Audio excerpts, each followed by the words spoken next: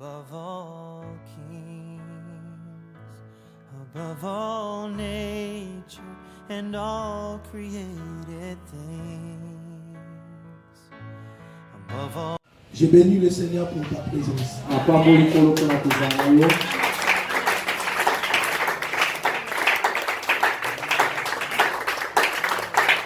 Est-ce que quelqu'un peut élever sa main droite et dire Dieu voit moi? Plus fort que Dieu voit moi. Nous sommes dans notre test de base. J6, verset 25. Juge 6, 25.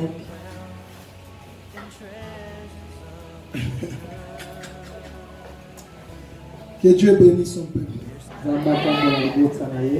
Dans la même nuit, l'Éternel dit à Gédéon, prends le jeune taureau de ton père et un second taureau de 7 ans, renverse l'autel de Baal qui est à ton père et abat le pied sacré qui est dessus. Alléluia. On acclame le Seigneur et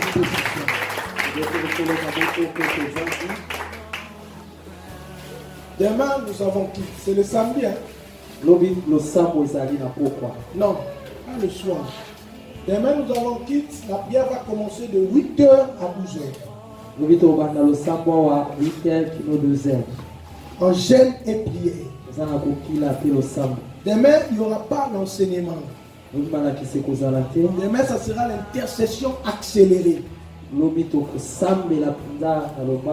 savez, j'ai besoin des résultats, moi. Mais pour en avoir, c'est la prière qui peut nous donner tout ça. Celui qui est convaincu que sa vie a besoin de la prière, ce sont ces gens-là que je cherche. Alléluia. Amen. Je cherche les gens qui sont convaincus que nos vies ont besoin de la prière.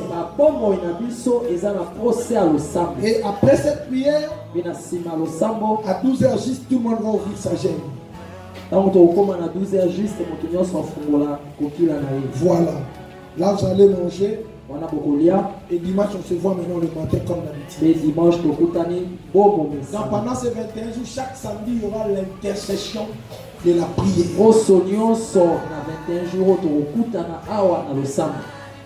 Demain, on va commencer là. Ici, et les mots. Et non. Après moi, je donc on est là dans la prière.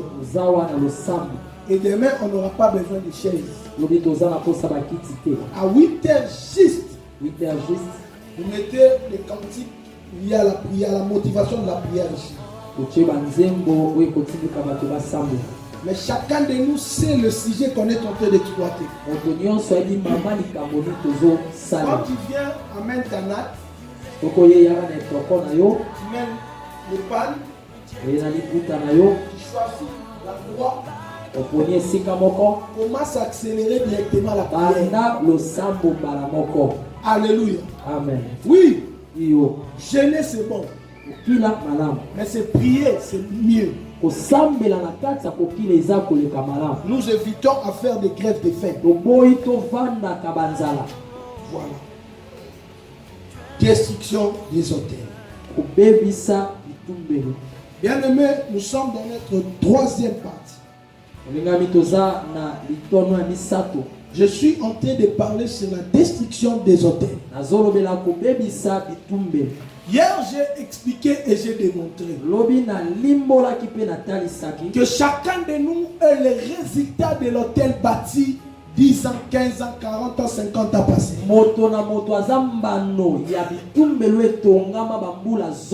Et j'ai démontré que c'est ici que j'ai expliqué la définition de l'hôtel.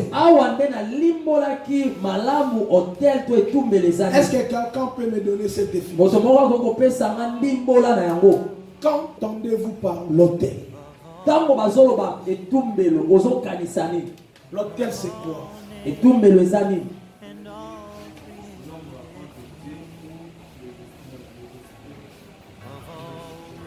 Ah, tu es assis, tu es dans le... Explique-moi un peu, l'autel, c'est quoi? limbola ezali esika bokutani moto na nzambe. Si j'étais un professeur, je peux te donner un. soki nazalaki molakisi nakoki kopesa yo moko zomi. L'autel, c'est un lieu de rencontre entre Dieu et l'homme. Moi, hotel ngai nalobaki eza bokutani esika bokutani ya moto na nzambe. qui encore peut donner la Nani akoki kopesa biso eyano l'autel? etumbelo? Prince n'est pas venu. L'autel. Etumbelo. J'ai dit, toi, tu ne connais pas? Loyebi te? J'ai parlé de l'autel ici. Awa kaka nde nazolobela etumbelo. Je donne une partie de la réponse. Napesi eteni moko ya eyano. Ça peut être un monument en bois Ekoki kozala eloko moko batelemisi ya libaya ou en to fer. ya libende Après, nsima. c'est ici, non? Awa C'est te aussi pour ça papa que c'est tout. Pour enseignement. eza malaki Voilà séminaire. Sur quoi? Sur l'hôtel. L'hôtel a un nino. oyebi te. Il habite flat. Hein? Oh. Pour venir hôtel, il y a flat comme un H, non? Oh, bah comme un AU. Etumbelo. Définition de l'hôtel. Limbola ya etumbelo. Ou soit on arrête, non? Tototika na biso. Comment j'enseigne les choses que les gens ne comprennent Ndenge nini nazolakisa makambo ya bato baososola te. pas? L'hôtel, Etumbelo c'est un monument ezali eloko moko batelemisi en bois. ya libaya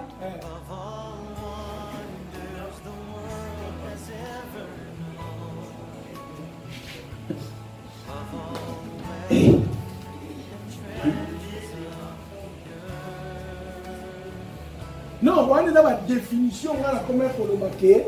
Surtout une définie, mais il y a une explication claire, c'est que la définition universelle, c'est ce que oyo bato nyonso bayebi ntango bazolobela etumbelo. quand on parle de l'hôtel, Ntango bazolobela etumbelo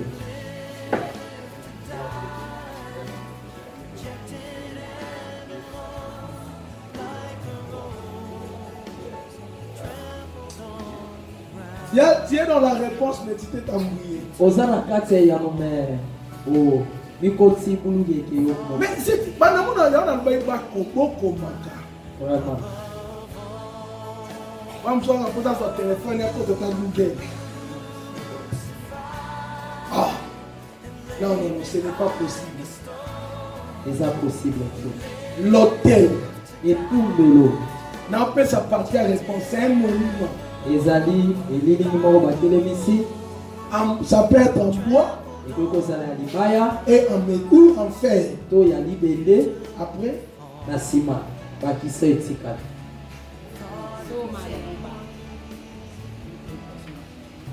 hein?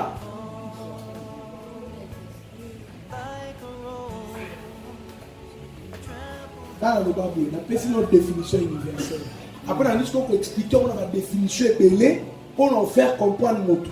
La définition de comment on l'a dit, hôtel est l'homme sous terre, ce qui rencontre le monde spirituel et le monde physique. Voilà ce qu'on a expliqué par détail. Hôtel est la place, un point de contact entre mon kilamilimo et mon kilabado. Nzoto. Voilà on a dit par détail. Hôtel, tu vois, un report des esprits. Place où on va quitter Sarami, milimo. Voilà la définition au Canada pour expliquer, pour comprendre au clair. Mais il y a la définition universelle. ezali na limbola oyo bato nyonso soki otuni ye etumbelo eza nini. C'est un monument qui peut être en bois ou en fer ekoki pour kozala la ya libaya divinité. to ya libende mpona banzambe. Vous voyez, c'est fini.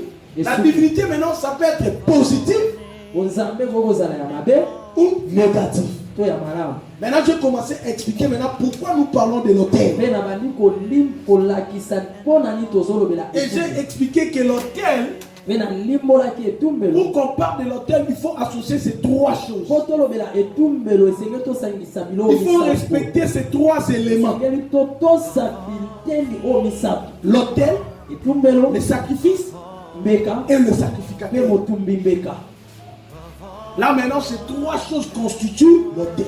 Wana biloko misato nde sali etumbelo. J'étais allé plus loin pour expliquer que même cette chair ici, c'est l'autel. Nakendaki mosika kutu na limbola koloba ete etelo oyo ekoki koza eza pe etumbelo. Je suis le Eza sacrificateur, motumbi mbeka, c'est l'autel. eza etumbelo. Mais le sacrifice qui est sur l'autel, c'est Jésus. Mbeka oyo eza likolo ya etumbelo eza Yesu.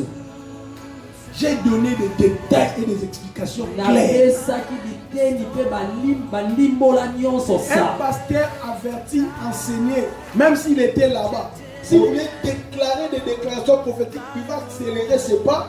Si jusqu'au-delà, devant son prêchoir, Motei nyonso ayebi malamu ope molimo wa Nzambe eza kati na esoka lia bana koloba makambo. Akimaka mbango esika ateyaka. parce que là, quand il est chi, Kotango aza awa. il sait que je suis en rencontre avec les esprits. Ayebi eke nazala kokutana na milimo. C'est ici que je fais descendre le ciel. Eza esika oyo nde nakitaka lolo. Donc l'autel, Etumbelo c'est un monument. ezali elili Ça peut moko. être en fer Ekoki kozala libende ou en bois to ya libaya pour des divinités. mpo na banzambe. Maintenant, le problème, c'est quoi? Kasi likambo ndeni Dans chaque famille, na libota nyonso il y a l'autel. ezali na etumbelo. Pourquoi? Mpo na nini? Bakoko na biso babandaki kosola na banzambe. So banzambe oyo babanda kosola na bango, nzambe bayaka te ka otelemi boye. Oh te, il y a des cérémonies qu'on doit faire. Ezali na bangala siso bakosala. Ces cérémonies-là que vous allez faire, Likila kilo bakosala on ne fait pas ça partout. basalaka yango bisika nyonso. Il y a des endroits réservés pour ces cérémonies. Eza na bisiko eponama mpo na kosala. Cet endroit-là, esika wana c'est nde ce qu'on appelle l'autel. nde babengi yango etumbelo. Est-ce que je me fais comprendre? Amen. Il y a des familles, Eza na mabota mosusu ils ont leur maison comme ça, baza na ndako na bango, mais il y a une chambre que personne ne peut entrer sauf papa. kasi eza na suku moko bato nyonso bakotaka te ka tata. D'office, la chambre est là, Na mbala moko suku wana c'est l'autel. nde etumbelo. Là où votre père fait descendre ses dieux. Eza esika wapi tata na bino akitaka banzambe na ye. C'est là où ton père fait ses évocations. Eza esika tata na bino abendaka milimo. C'est là, c'est ce qu'on appelle autel. Yango nde babengi etumbelo. Maintenant, on est en train de parler sur la destruction des autels. Kasi biso awa tozolobela kobebisa etumbelo. Les autels sataniques. Etumbelo ya zabolo.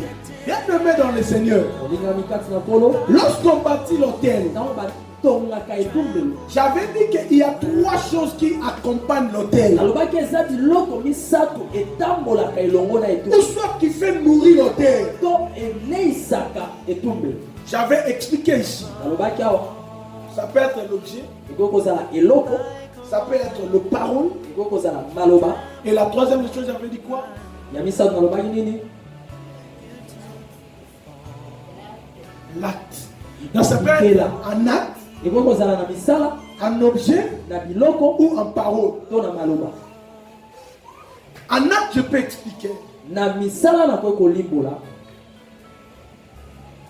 Un jour à la télé ici, Mokolo moko na etando ike vous avez suivi l'histoire de maître là, si c'est maître imbécile. olandaki makambo ya maître Ça moko date, Messi. non? Eleki mikolo. Un féticheur comme ça sur Molia qu'on appelait maître imbécile. Moto akisi moko na Qui se souvient de cette nana yebi yango Qu'est-ce qu'il a fait? asalaki nini? Lorsque l'enfant là est allé tuer ce parent, Ntango mwana akenda koboma tata na ye, les militaires ont venu chez maître imbécile. bambolombolo baye pa ya maître imbécile, On l'a trouvé avec des sous-vêtements de filles. bakuti ye na bakaleso ya basi. Et le maître là est en train d'expliquer. Mpe maître wana azopesa explication. Il a dit écoutez, c'est pas ça, c'est sous que vous voyez.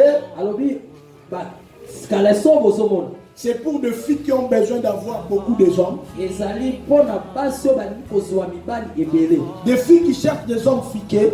basi oyo balukaka mibali ya mbongo, Des filles qui cherchent des opportunités. basi oyo balukaka mabaku ya malamu. Leurs sous sont là bakaleso na bango eza awa par rapport aux cérémonies qu'on avait faites. kolandisa bangala sisi to bikilakila tosala. Maintenant, écoutez quand est-ce que l'hôtel devient dangereux pour les gens. yoka ntango nini etumbelo ekomaka likama mpona bato. Le féticheur te dit, moto ya kisi alobi na yo il y a même des pasteurs comme ça. eza mpe na babateli pate mosu boye Là, il faut aller en enfer. wana akokeni fe Dis à une femme, une soeur que je t'aime. koyebisa mwasi to mwasi oyo apoli nalingi yo, Mais ne dis pas à une soeur que Dieu m'a dit. koloba na ndeko mwasi te ke nzambe alobi na nga, Si tu sors avec moi, tu recevras ceci. soki obimi na ngai bokozwa eloko boye to boye. Là, c'est la sorcellerie. wana kibondoki, Tu es sorcier. oza ndoki. C'est-à-dire, c'est ça les hôtels que d'autres personnes ont bâtis en acte. ezali yango nde bitumbelo mosusu bato basali yango na bikela. Nanga ebisi epo eloko wana esimba, il faut tomber. Combien de gens ont subi de telles choses? boni ya bato bakutana na makambo ya boye. C'est le féticheur qui lui a dit. nganga moto ayebisa Donc tu as bâti l'hôtel mais en acte. otongi etumbelo kasi na misala. Quelques cérémonies se font, on te dit il faut donner tes ongles.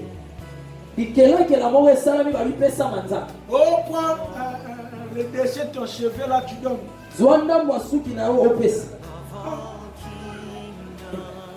Beaucoup de gens sont maintenant victimes de telles choses. ebele ya bato bakwela libakala ya makambo. Oh, lorsque leur papa était mort, ntango papa akufaki ils ont proposé à maman et les enfants, bayebisaki mama mpe bana on part enterrer votre papa au village, oke kokunda papa na mboka. mais il faut les représentations de tous les enfants. esengeli tozwa bilembo ya moko na moko na On vous bino, coupe les ongles, bakata bino on manzaka, prend les cheveux, azwi ndambo ya suki, oh, on le place dans le cercueil de votre totia na papa. kati na cercueil ya papa. Vous avez bâti un hôtel en acte. botongaki etumbelo kasi na misala te.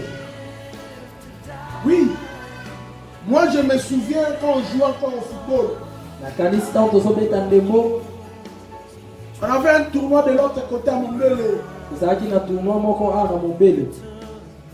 Le féticheur a dit, écoutez, nangakisi alobi yoka, on a besoin de chercher les règles d'une fille. Une fille en règle. toza na posa ya mwasi Qui est dans oyo cette azomona période? makila On na ye, a besoin de son bande de génie. toza na posa ya bande génique na ye. Et on a commencé à demander sur place. tobandi kotuna mbala moko wana. Et la fille là, aujourd'hui je ne sais même pas si je vais la reconnaître encore. lelo nayebi te soki na oyebe lisusu. Et elle a dit, donnez-moi l'argent. ali opesanga mbo, Moi je vais vous donner ça. nga na kopesa bino mbo.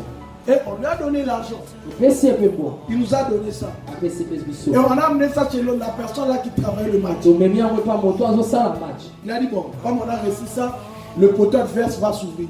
alobi lokola tozwi yango poto ya monguna ekofungwa. Et après quelques temps, le bien, on a commencé à marquer.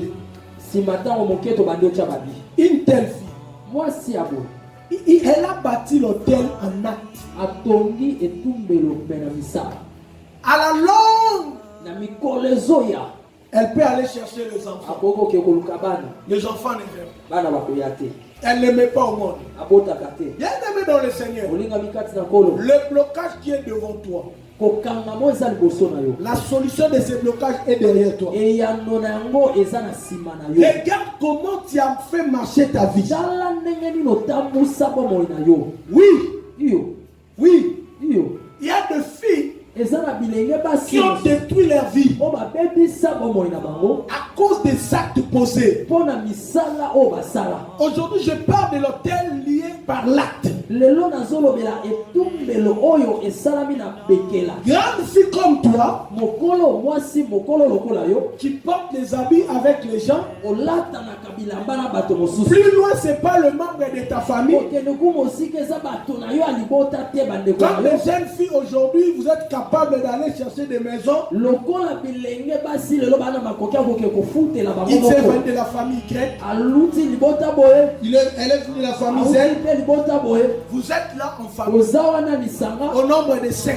5 Tu ne maîtrises même pas son état d'âme. oyebi kutu te azalaka ndenge nini Mais vous êtes en train de faire le chant des habits, même des sous. bobandi kokabola bilamba tako bilamba ya kati Toi, tu attends combien des hôtels que tu as bâtis. tala babitumbeli boni oyo tongi Combien? boni Il y a d'autres personnes. eza na bamosusu Tu es représenté par un hôtel à cause de l'habit que tu as fait cadeau à quelqu'un.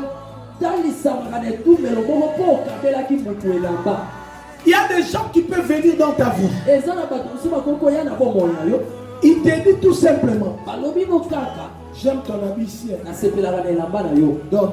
pesanga Tu as manifesté le geste de la bonne volonté. osepelisi ye na bolamu Tu as donné l'habit. opesi elamba Mais Louis, kasi ye nous quand on grandissait, biso ntango tozali kokola je voyais un ami avec de belles saignées. namoni moninga moko na sengle ya malamu J'ai dit, tu l'achètes où? natuni osombi yango wapi Il m'a dit, non, je l'achète telle place. abi nasombi esika boye J'ai donné mon argent. napesi ye bongo J'ai dit, va m'acheter aussi les cinglés. nayebisi ekende sombelanga mpe yango Ah, c'est bien, c'est joli. nasepeli nango eza malamu Il est allé m'acheter les cinglés. ake kosombelanga sengle Il m'a acheté 3 cinglés si je veux. asombelinga misato soki nabosani te La nuit, là, je priais déjà.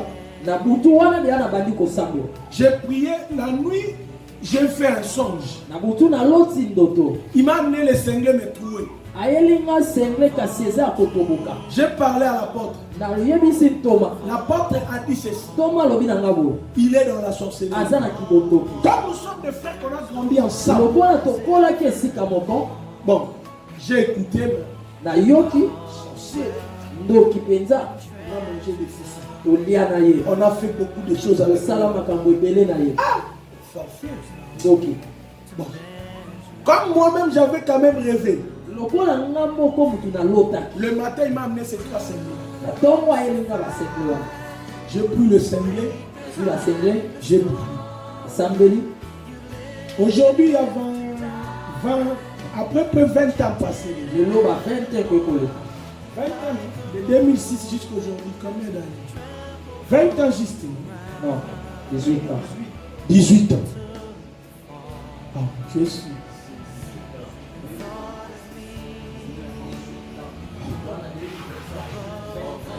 « 18 ans. Aujourd'hui, 18 ans. 18 ans C'est à peine qu'on vient de m'informer qu'il est sorcier. kaka mikolo nde bayebisinga azalaka ndoki Hein? Tu peux imaginer. okoki kokanisa mpe Mais moi, à cette époque-là, je voulais acheter seulement le cinglé. ngai na ntango wana nasombaki kaka sengle J'ai envié seulement le cinglé. nasepelaki kaka na sengle J'ai donné aussi mon mpe argent. napesi mbongo na nga moko Il a profité pour me détruire. azwi libaku wana po asalanga mabe Quand même, j'ai obéi à l'apôtre. natosaki tomaku Mais l'identité qu'il a dit, j'ai douté. kasi lolenge na ye ya kosalanga na tiaki J'informe quelqu'un ce soir. nayebisi moto moko pokwa Il ne faut pas douter à la révélation. tiaka tembe te na emoniseli Rien que par de petites choses, kaka na makambo ya mike ta vie peut être emprisonnée pendant des années, des années. okoyi na yo bakoki kokanga yango bambula na bambula Je te dis que le sentiment tue la révélation. nayebisi yo basantima eboma emoniseli Mais il y a vraiment papa Loba. Combien de hommes ont sacrifié leurs femmes? Boni, ya bibali babomi basi na bango moko. Il y a dans le Seigneur, il y a des temps quelqu'un est allé dans la sorcellerie. Olinga mitsoki moto akoti na bondoki. Est allé dans une alliance avec le diable. Ake na boyokani na satan. Il devient sans cœur. Akomi na motema mabe. Parce que le diable lui-même c'est le maître des gens qui sont sans cœur. Satan na yeboko azanga mawa. Dans le royaume du diable, le pardon n'existe Na pas. mokili ya satan na mawa to kolsenga pardon ezalaka Oh, te. celui qui casse paix chez le diable, Oyo ya satan na soko bebi soko futa. ce n'est que Dieu qui, chez nous, Eza kaka epai na dans notre royaume, na bokonzi na que le biso. pardon De bolimbisi. existe et le pardon c'est une force. ezalaka mpe bolimbisi eza makasi Mais ces gens-là ne pardonnent pas. kasi bato wana balimbisaka te Ils ont détruit les vies de un papa, une maman qui a fait des alliances. Ses enfants souffraient. bana ne banyokwama Mais ils vous regardent comme ça. auta azotala bino mpe nde boonyokwama sans pitié. azoyokela bino mawa À te des forces, vous apportez des rapports chez elle. ntango mosusu mpe bozomemela ye mpe masolo tala nde tozonyokwama ezosimba te alobi mpe pasi ya mais elle est consciente. me ye moko ayebi Dans le spirituel, na molimo on ne vient pas pour séparer des familles, bayaka kokabola mabota te mais on vient pour prévenir les gens. kasi bayaka kokebisa nde bato Le sentiment tue. kozala na sentima okokufa Sois très prudent dans la révélation. penza angele na emonise Ne minimise pas la révélation. ozwa yango na bopete te Rien qu'une seule révélation peut changer toute ta destinée. kaka elikambo moko omoni ekokobongola lobi na yo mobimba Ma prière chaque jour dans ma maison quand je prie. losambo na nga mikolo oyo ntango nyonso na ndako J'ai dit aujourd'hui, Seigneur, nalobi nkolo aide tous ces gens-là qui viennent écouter l'enseignement. songa moto nyonso azoya koyoka malakisi Montre la vraie clé talisa biso fongola ya solo de prendre et d'ouvrir tout. ya kozwa mpe tofongola nyonso Parce que Gédéon, sa vie, sa destinée a changé à une seule nuit. mpo yedeyo na ndele na ye bongwanaki kaka na butu moko Bien aimé, il faut savoir prier, il faut savoir toucher le Seigneur dans vos paroles. olengami esengeli oyeba kosambela esengeli oyeba kosimba nzambe na On ne makambo prie pas parce que tu as transpiré, tu as dit, hey, les lèvres, ici, basambelaka sous te mpo toki au nom de Jésus, au nom de Jésus. Là, toi, tu dis, les lèvres qui sont. Non, la force de la prière est liée aux clés des paroles. makasi ya losambo eza na maloba ozoloba Si Gédéon, sa destinée, la destinée de tout un pays peut changer à une seule nuit. soki mboka mobimba lobi nango ekoka kobongwana mpo na butu moko Mais nous, on a 21 jours. kasi biso 21. toza na 21 jours Est-ce que le Seigneur ne peut pas se révéler un seul jour? On n'a pas besoin de 2, 3, 4, 5 oyo jours. tokomimonisama tata na mokolo moko toza na mposa mikolo mibale misatu te Une seule journée. mokolo moko kaka Que Dieu se révèle. nzambe mimonisa Même dans ton songe. ata na ndoto na yo Touche ici. osimba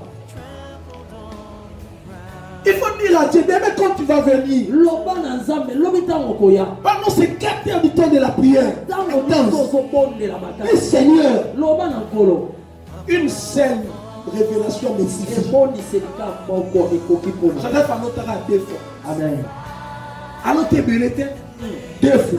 bana mibale kaka Pour interpréter les bacs. Interpréter après 2 fois. alimbola bandoto mpe mbala mibale Ils sont tous ça pour les bacs combien. loba na opapa On peut faire la révélation combien. ebele On l'entend combien de fois. Mais la Bible dit qu'il est le même hier, aujourd'hui, éternellement. bible elobi aza ndenge moko lobi eleki lelo mpe lobi ekoya Le Dieu de Joseph nzambo ya joseph est aussi mon Dieu. aza mpe nzambe na Il est aussi ton Dieu. aza mpe ya yo Que ce Dieu-là se révèle aussi. nzambe wana mpe amimonisama Les actes sur l'autel. bilikela na etumbelo L'autel a une bouche. etumbelo ezalaka na monoko Alléluia. amen L'autel survit. etumbelo ebikaka Oui. La force de l'autel. makasi ya etumbelo Et ça, biloko epesaka ngo pesa et vivre. amen Mais l'autel est de plus en plus fort. etumbelo ekomaka ntango nyonso makasi Quand les gens ont tenté de vivre ce que l'autel a imposé. ntango bato bazobika oyo etumbelo etia na makasi Ce qui est le dit, vous avez dit, Ah. il ne peut pas la tête. L'autel a de plus en plus. fort ezokomaka ya makasi Mais l'autel passe de plus en plus makasi. Il y a des choses qui font que l'autel est là, makasi. Amen. L'autel est bien. Est-ce que quelqu'un me comprend? amen L'autel a une bouche. etumbelo eza na monoko L'autel mange. etumbelo eliaka L'autel survit. etumbelo ebikaka Oui.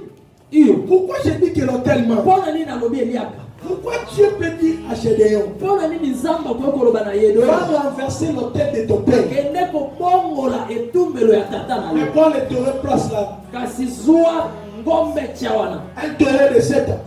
ngombe ya mbula sambo Place là sur l'autel. tia yango likolo ya etumbelo C'est que elingi koloba l'autel mange. etumbelo eliaka Maintenant, le problème, c'est quoi? kasi likambo eza na Depuis que nos parents sont morts, uta batata bakufa depuis que nos nos ancêtres sont morts. Uta bakoko bakenda. 30 ans, 40 ans, 50 ans, 27 ans. Mais qu'est-ce qui fait la force de cet hôtel jusqu'aujourd'hui? Il ne faut pas blaguer avec l'hôtel. Je vais te montrer quelque chose.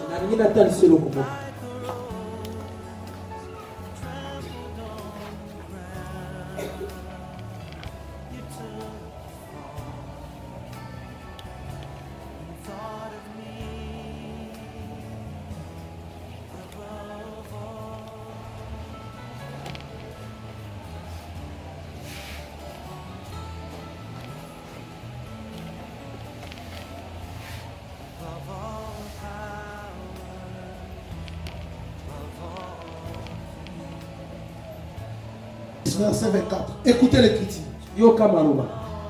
Gédéon bâtit là un hôtel à l'Éternel. Et lui donna pour nom l'Éternel paix. Il existe encore aujourd'hui à Ofra. Alléluia. Est-ce que tu peux comprendre? Gédéon existe à l'année. Bon, ma soeur, Gédéon a fait Yeshua. A fait Yeshua. Mais Malobi, hôtel où Gédéon a bâti Saka. Si les lois, ils ont existé. Ils allaient. Donc l'hôtel peut prendre des siècles et des siècles. Et tout mais le go soit bikeke. Tu sais pourquoi? Parce que la personne qu'on a fait l'alliance avec lui a couffé. Satan couffé. Ça m'a couffé. Le roi Baoumi va mettre en terre. Donc si vous avez un en terre les akaka.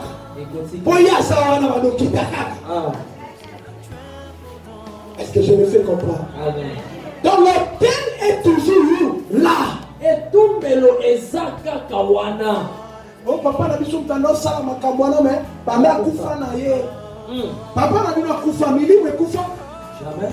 Maman na bino kufa milimu kufa. Jamais. Poko na bino kufa. Est-ce que milimu ale kufa? Jamais. Oh.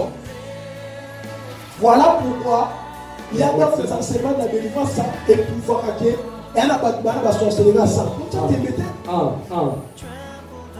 Pourquoi j'ai dit ça? Tu es sorti de quel hôtel? Tu es sorti de quel hôtel? Je te dis mon frère, ma soeur. Moi je commence à voir des choses autrement. Que je ne pouvais pas comprendre ça 10 ans, 7 ans, 8 ans. Tu peux traiter les gens de jaloux. Tu peux traiter les gens de jaloux de ta vie. Tu peux traiter les gens les ingrats. Peut-être qu'il y a l'hôtel qui te retient dans la médiocrité. On a l'onction, on a le pouvoir, on a la grâce. Mais quelque chose nous manque. Quoi? Détruire nos origines. Moi un jour je priais à Mangué. Après prière, j'ai reçu une vision. Et cette vision m'a amené comme si tu étais en train de somnoler. On m'a dit que toi là, tu es un chef coutumier. Je suis réveillé. Moi chef coutumier. Comment ça? Est-ce que dans notre famille on a déjà parlé de chef coutumier? Jamais. Je n'ai jamais entendu parler de ça. On m'a dit tu es chef. Tout le monde doit te respecter. Tu es chef coutumier. Mais il y a des choses qu'on a négligées beaucoup de temps. Dans tes songes là, Dieu te donne la vraie explication de ta vie. Alléluia. Amen. Moi dans ma vie depuis que j'étais petit jusqu'à aujourd'hui, partout où je suis c'est moi le chef. Lorsqu'on grandissait, na tozokola quand on jouait au foot, na tobeta ndembo là on m'a surnommé Simoukusa. Voilà, Je ma savais personne jouer m'a et c'était moi le capitaine. nayebaki kobeta ndembo mpe Après que le capitaine, c'est moi maintenant le coach. nsima nango nga nde molakisi Après cela, c'est moi le fondateur de Fessenganti. nsima nango nga nde moto na bandi ekipe wana Donc toute ma vie, j'ai passé ça comme ça. bomoi nanga bobima na leka bongo. Et maintenant là, aujourd'hui, quand je prie le Seigneur, lelo ntango nazosambela je suis en train de détruire les hôtels sataniques. nazobebisa bitumbelo ya satana Je me suis vu assis na mimoni na vandi et les gens étaient devant moi comme ça. bato baza liboso na nga bongo On me dit, c'est notre chef. bazoyebisa biso ye mokonzi na biso Et la vision est partie. mpe emoniseleki. Je demandais à Dieu pourquoi cette vision. natuni nzambe mpo na nini boye Dieu m'a dit, balobi na nga ni t'étais mon appel, soki mbela na nga te tu ne pourrais pas comprendre olinga ososola te comment tu pourrais se retrouver dans des rituels sataniques. ndenge nini okoki kobikotisa na bikila ya satana. Donc tu pourrais être maître de la spiritualité négative. okoki kozala mokonzi mpenza ya milimo ya mabe. Parce qu'il y a des choses qui te réclament jusqu'à aujourd'hui. eza na makambo ezosenga yo kino lelo. Donc écoutez-moi. yokanga Et Dieu m'a dit, mpe kola yalobi na nga nous allons droit et aussi ici. Il suffit que si tu m'abandonnes aujourd'hui, soki otiki nga ka lelo tu donnes la place à ces esprits-là. opesa esika na milimo wana Et ils vont commencer à te gérer. yango ebanda kotambusa yo. Si le diable jusqu'aujourd'hui n'a pas peur de réclamer les gens comme nous, alors soki satana kino lelo azobanga te aluka bato apasenga bato lokola yango ebongo bino. donc il a dit tu es né alobi nango obotama avec des pouvoirs sacrés. obotama na bambifo oyo ebulisami. Et maintenant ce pouvoir-là est moi Dieu. kasi nguya wana nga nzambe Même le diable, atako satana tes origines te déclarent à se servir de ce pouvoir. bato bazosenga yo basalela nguya wana. Écoutez, est-ce que moi comme je marche comme ça, nde natambolaka boye je sais ce pouvoir? nayebi banguya wana Je ne connais rien. nayebi te. Comme aussi toi, est-ce que tu connais bien ta vie? oyebi bongo yo malamu Tu connais bien ton identité? oyebi mpenza identité na yo malamu. Écoutez-moi. yokama On doit chercher Dieu cette année tosengeli mbula okoluka nzambe jusqu'à ce que Dieu va nous répondre. kino ntango nzambe akomimonisama. Donc on doit vivre cette année après la prière. esengeli tobika na mbula osima losambo C'est la prière. kaka losambo. Donc si tu ne veux plus la prière, soki olingi no losambo te ta place n'est plus ici. esika no awa eza te. Nous ici, c'est biso awa mbula oyo nos genoux ici, mabolongo na biso c'est pour la prière. eza mpona losambo. Nos ventres ici mabungu na biso doivent se sacrifier par la prière, okabama na par losambo. des chaînes et prières. okokila On tokoboni a besoin de résultats. toza na posa ya bambano. Je peux te scandaliser ce soir. nina koyi kotukisa o libaku na pokwa lelo. Une maman m'a appelé hier après la prière. mama moko abenga lobi nsima losambo. Écoutez, quand il m'a parlé, ntango azoloba na nga j'ai dit, je sais pas cette maman. nabi mama te. Mais le Seigneur voulait tout simplement me dire, kasi nkolo ndali ngai ayebisa nga regarde tes origines, comment tu es en train de te faire souffrir. tala ndenge esika outi nde baoniokola yo. La maman là me dira, mama wana azoloba na nga papa, papa moi je na poto azaka militaire. En pleine Moussala, il a commis l'accident. Et sa vie a été sacrifiée comme ça. La foule dans l'état de dédommagement. Bon, on est ça et bimakate. Na benga yo, il y a 6 ans passés. Yoka, il y a combien d'années passées? 6 ans passés. Na benga yo. Na bete lo ni solo te na itoka na na mbongo na nga moko. Mbongo ane bimakate. Oyebisa ngo bi. Leo lo ba nga bo. Zamba ebisi nga na ebiso. Ane ko sila te. Mbongo ane usala. Maman a dit effectivement, bon, on a et bima papa. Et dans le temps de monter pour la place là, là on va 6 ans passés. Si vous y comme là, on qui fait avant, avec la joie comme un bon on a mais après il y a une qui cherche ça. Là quand on a fait du ça, c'est ça c'est vraiment le genou. Bon, ça m'a dit. Je suis tout ça. Si on a mon ami tout niveau. Et l'autre nini ezalaki maman est-ce que nzambe akosala te nzambe ayebisaki nga ke ane kosila te mbongo ekobima est-ce que nzambe wana okosima mama na te mpe tinela mwana odimne makambo mosusu boti kokondane bato yo moko na famille nde problème donc soki komi place mutanga asala likambo bamosusu bauti banda kuna na mboka na bino mosusu alamuki ntina tombo yete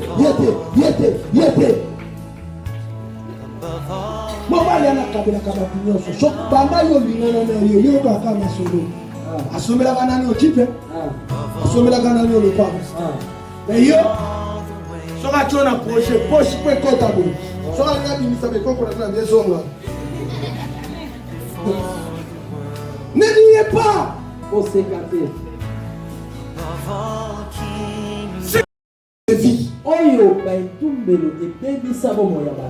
les gens ont vendu la destinée des autres pour leur survie. Oh, les hôtels. Il ne faut pas blaguer avec les hôtels. Les actes qu'ils ont posés sur les hôtels. Oh. Yo la famille sur le mot, ils sont la coutume, ils sont beaucoup énormes à vraiment. Wana boti bana nga, so na mwana ngabala, mboka boso, Christine ali. Yami bala ngabala mtakwa olia mbongo, mado. Yami satu soka ngabala, ndaba olia na batu. Yo tansa. Yo pesa nini po yo babigole la mbongo na batu.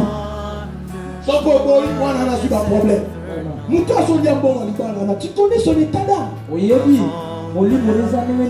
parce que Mouta a dit que il y a un monopole sur ces mariages. Amen. So il y a une autre fois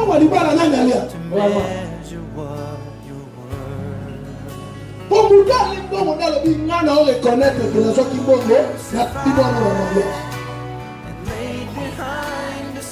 il y a des choses que Yébita. C'est votre droit.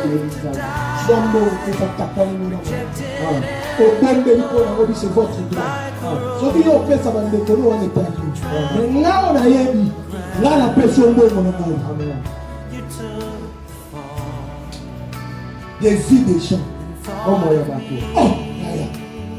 pas tout le monde souffrir. Ils ont dit qu'il y a pour tout 10 ans. À l'autre, à Karamboka. Vous allez à la porte. Au Koluka, tu vas au monde de ta fromage. Tu t'es.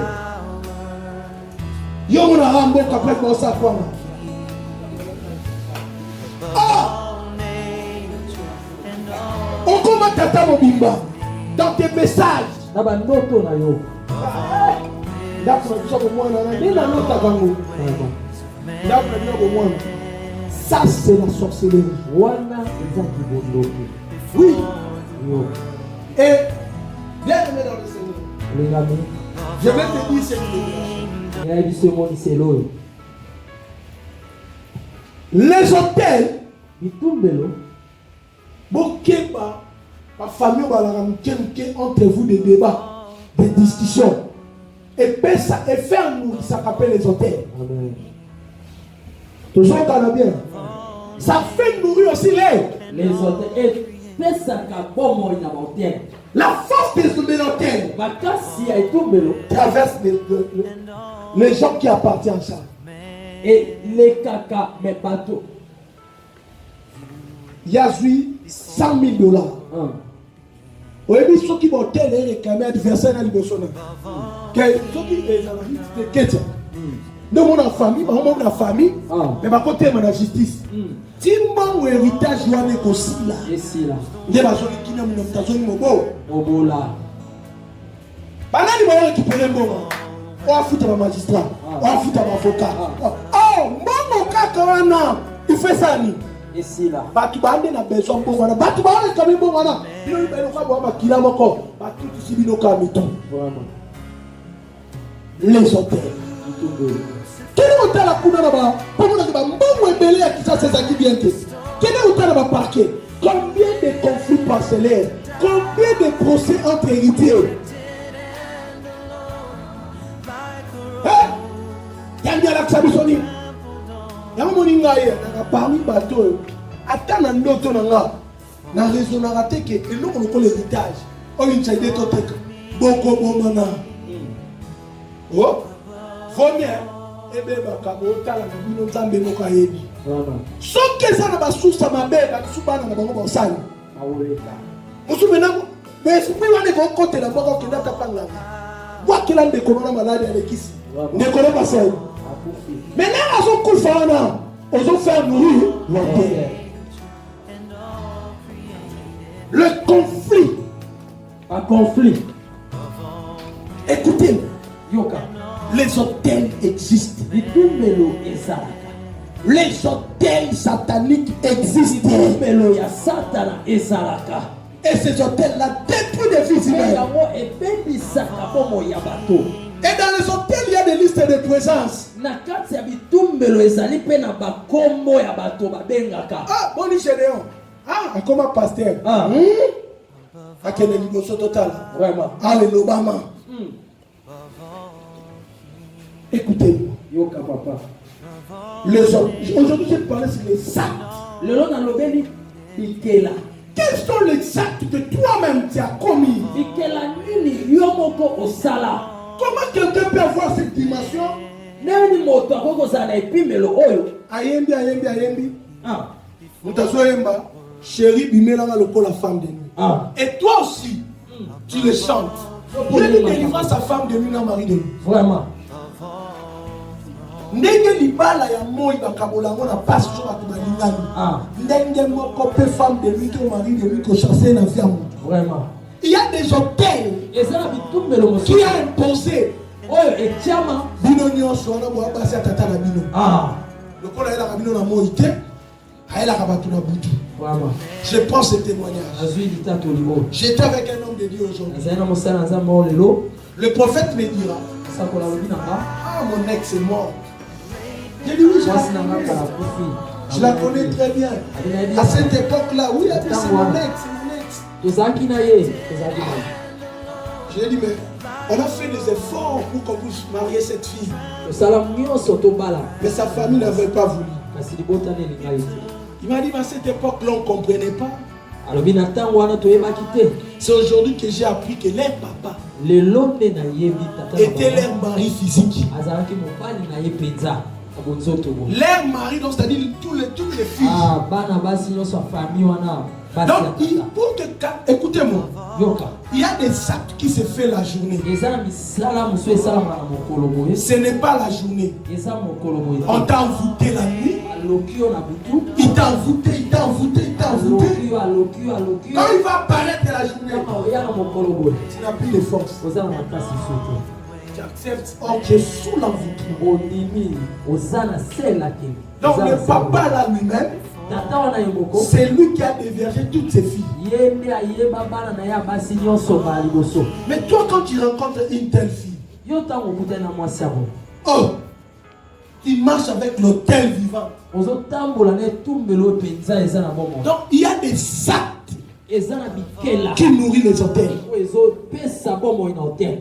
Les hôtels servis par les actes humains. Etumbelo wana ebikaka na bikela ya bato. Écoutez, aujourd'hui même, j'étais en train d'analyser quelque chose par rapport aux hôtels quand je concevais ma prédication, mon enseignement. Lelo nazali kokanisa ntango nazobongisa liteya ya poko ya lelo. L'apôtre Paul dit, la nature elle-même ne vous enseigne-t-elle pas? Mama Paul alobi mokili yango moko te abino te. Quand on était petit, tu sais, c'était dans quelle année Oyebi ntango tozali bana mike oyebi ezali bambula nini. que papa m'avait chanté Vivra Vera. Oh papa ayembaki moto akobika komona. Showbiz et Simba Mondain. Ah, showbiz esimba mokili. Tant que vous allez vivre, vous allez voir. Vous allez comprendre que c'est les showbiz qui gèrent le monde. Bokososoleki eza misala nde esimbi À mokili. cette époque-là, peut-être comme moi, quand on me parlait de showbiz, je croyais que ce sont les affaires. Mais aujourd'hui, j'ai analysé dans la main qu'on a déjà que bon, mais dans le monde, que mokili est géré dans ma pays. Ah. Est-ce que Nathan a le collier bâti dans le monde? Lui, c'est un prophète. Mais pourquoi il pourrait chanter ça? Mais pour te faire voir seulement. Ces gens-là ont consulté des choses dans leur vie. Ils ont fait des choses dans leur vie. Et ils avaient compris des choses. Toi, tu crois un pédé? Il est dans une famille pauvre. Mais mon dernier moment où tu peux t'enfuir à quel poteau, à comme il vivre, à comme il peut m'entambo, pédé. Yo pédé. Moi, si tu t'es au cas où les cas, on est la monité. Moutoumundele à la moni, pédé. Et aujourd'hui, ça devient. Même il y a des pasteurs pédés.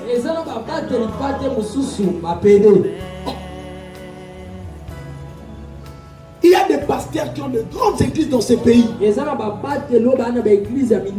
Lui, pédé. Ses adjoints, c'est pédé.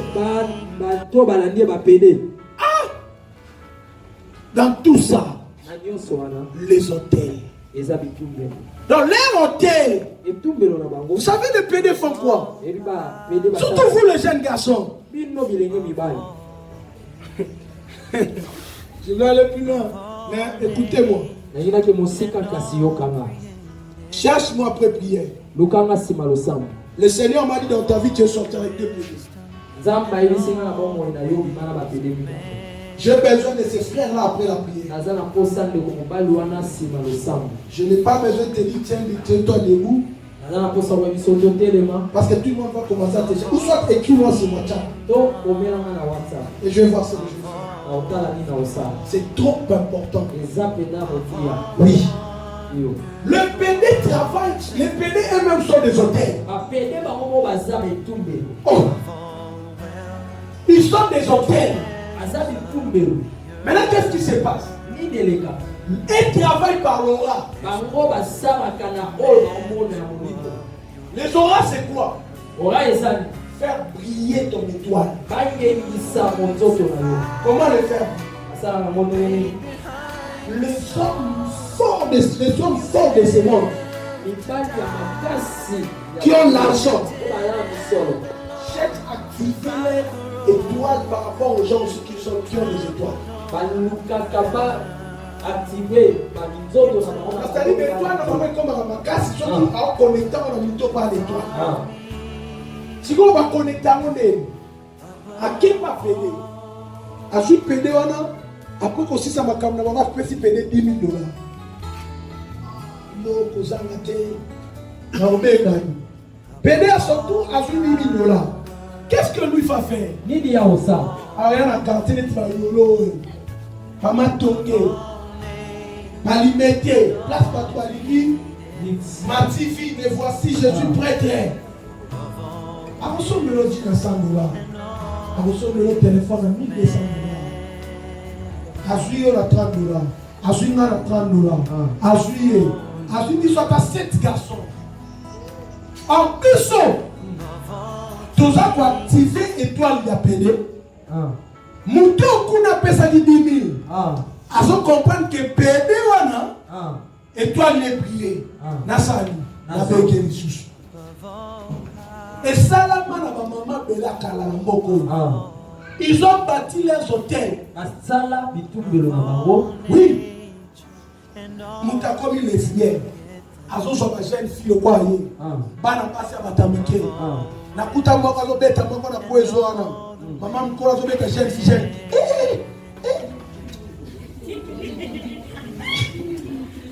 Tani bango boeti. Na bomana. Donc on a moi c'est un na monile. Mais maman de akoli pour beta maman. Tala maman mo batampo. Na koka te pe na ebisi. Tena ndingo nini. Yo no baby ça va via moi na batampo. Etali. Écoutez-moi.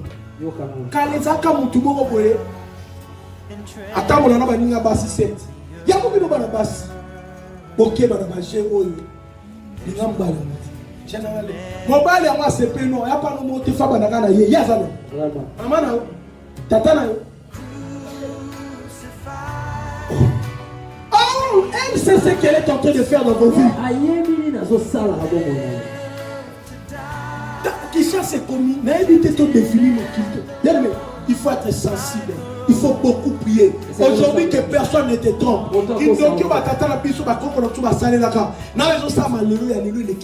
Vraiment. Il y a l'élo et l'équipement. Quel est le sac que les gens ont posé dans leur vie?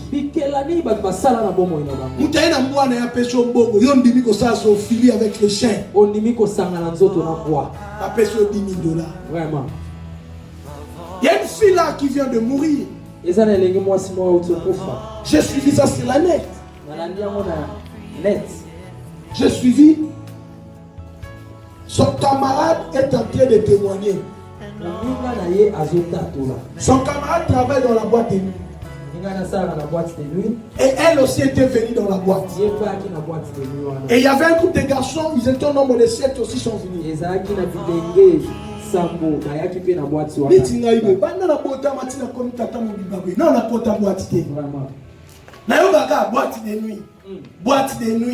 Boîte de nuit. Pour na joie kapita ko saba le ngana te okuta no pena Yesu ngana nga ba terrasse so mtabina bo na terrasse wana ngai mais on a vandi bo na sukoli na lati bo ndi ba jeune bando kende dina sala makambo na te jini shimboki boîte de nuit Yesu wa okutoka na boîte de nuit okenda ba boîte nyonso Kinshasa après yo ebi Kinshasa okenda batemba ba atmosphère okenda temba okenda atmosphère après net mutu moko je sanga lelo j'ai rendez-vous na chapitre à tous les oh prophète na me bisanga ngana yebi na ngate yo mtu yebi singa ko na rendez-vous na chapitre oh prophète penda wana musika na musika yo ndo yebi teo. Pendant ça, on a rendez-vous dans la table de l'eau. On a fait un fâté. Parce que on leçon, parce que on met le son. Mais là, il faut que on ait la musique. On a un chapitre, on a un bon, on a un bimisa, on a un melipe, on a un vandi kamel. Yo, qu'est-ce qu'on a? Réseaux sociaux. On a un misamuna. Je suis un chapitre. On dépensait combien pour mettre ma photo en yo. Tu bâtis des hôtels dans ta vie sans tenir compte. Son ami travaille dans la boîte de nuit. Elle aussi partait, maman. Les 7 garçons sont venus. Les hommes friqués. Les hommes qui ont des apparences. Parce que les personnes qui chassent l'homme qui n'ont pas moins bendé. Moi, ma fouta. Moi, chocolat. Moi, vous savez, ma personne qui a pour lèvres comme Eros. Allez, le fouton, il regarde comme ça. Le musclé. On va lire musclé. Même pas dans la tourne dans l'épaule. On va lire l'épaule. So on est chaque temps on ça pour bouler. Dans la pompage. Azodio qu'on a tout pour la vaga à séduire. Yo ça na Philippe ninga tout nda. Muba na boma kangai aboma yo Philippe.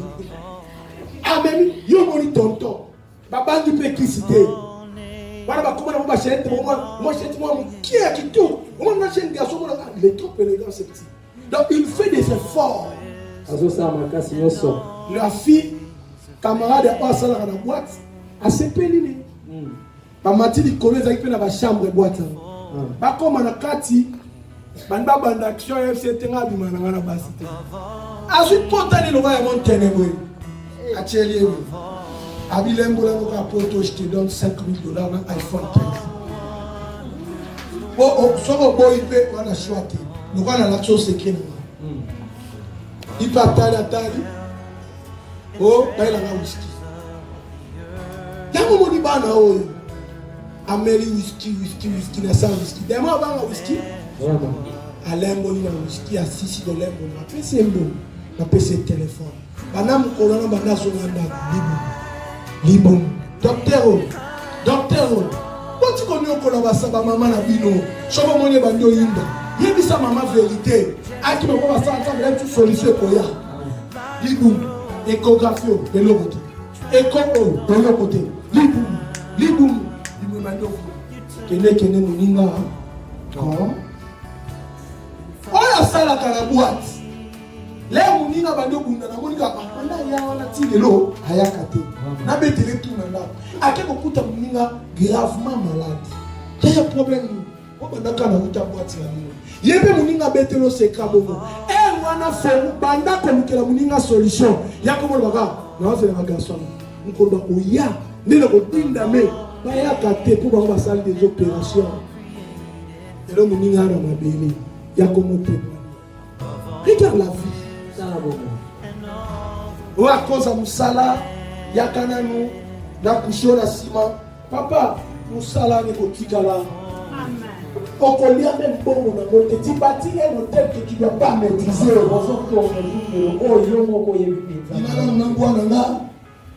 Il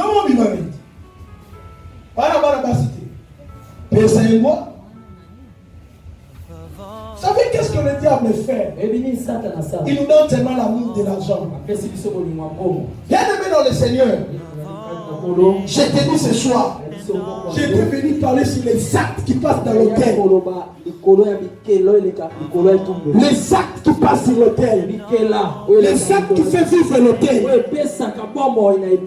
Quels sont les actes que vous avez faits?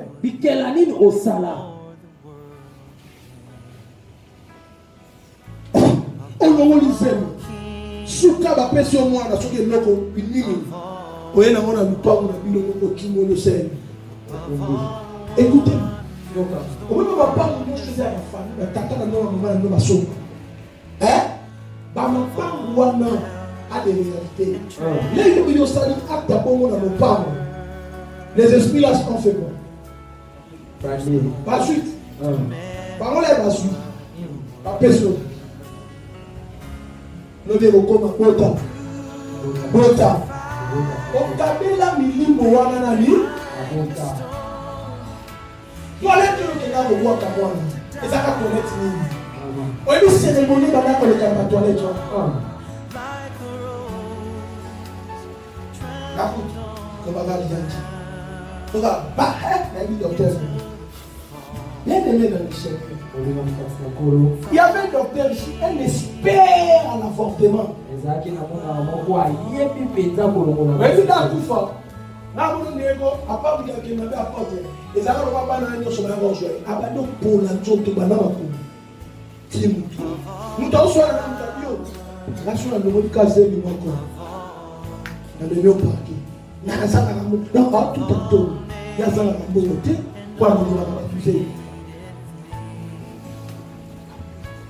Quels sont les actes qu'on a commis qui nous détruisent aujourd'hui?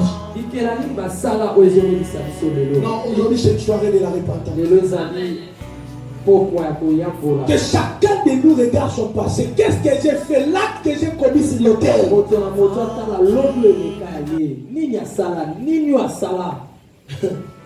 Qu'est-ce que tu as fait? Ah oui.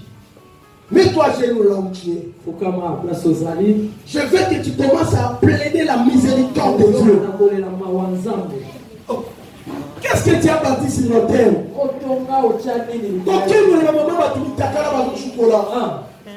Qu'est-ce que tu as bâti sur l'autel?